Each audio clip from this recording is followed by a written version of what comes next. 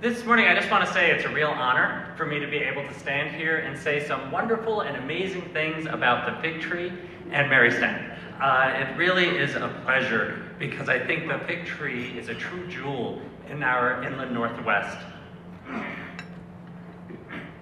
Usually I don't have a problem talking. People who know me can tell you that, but I seem to be having an issue this morning. One of the things I want to say is that at this time in our world, we tend to see religion, people of faith connected to atrocities, hate, intolerance, and violence. And it's unfortunate. And I think that's where the fig tree provides a service to our community and even to our nation, because it serves as a light in this darkness. It goes into the deepest parts of our community and reveals what our faith can really do and is really about. I think in terms of Psalms 119, there's a line in there where they refer to God and God's word, that his word is a lamp at our feet and a light on our path. And in that, I think of the fig tree as one manifestation of how God is speaking to us and can speak to us in our faith. And so by going into the darkness, bringing light to our communities, we see that our faith can be a powerful tide for positive change and transformation. We can see that our faith can be a force for good that supports and uplifts the marginalized, the oppressed, and the forgotten. We do those things because we are also told in Isaiah that God gathers the outcasts and that he calls his house a house of prayer for all.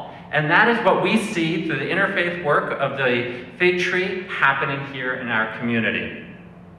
So we learn that the groups that I've talked about, the forgotten, the outcasts, they are not our enemies. Rather, they are children of God who we are all called to serve. And we see that every time the fig tree is published.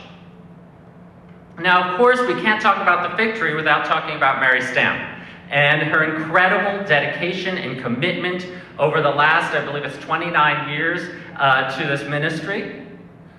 And as in her role as founder and editor of the Fig Tree, the Gonzaga University Institute for Hate Studies awarded her the Eva Lossman Take Action Against Hate Award. This award recognizes those who have committed themselves to challenging hate wherever, whenever it manifests itself, and to supporting social justice and understanding and compassion. Through her work, she has strengthened the inland Northwest's resilience against hatred and has sought to build understanding across communities to promote common action and hope.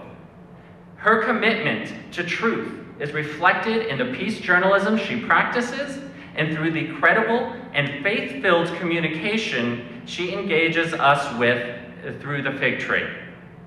Through her leadership, she has shown that journalism can reflect what is good, beneficial, and just about us as a people and about our world. So Martin Luther King Jr. once said, "Darkness cannot drive out darkness, only light can do that. Hate cannot drive out hate, only love can do that." The fig tree and Mary Stamp exemplify this quote. They bring love, light, and hope to our area, and in doing so, they push back on the forces of hate and intolerance that try to grab hold in our communities.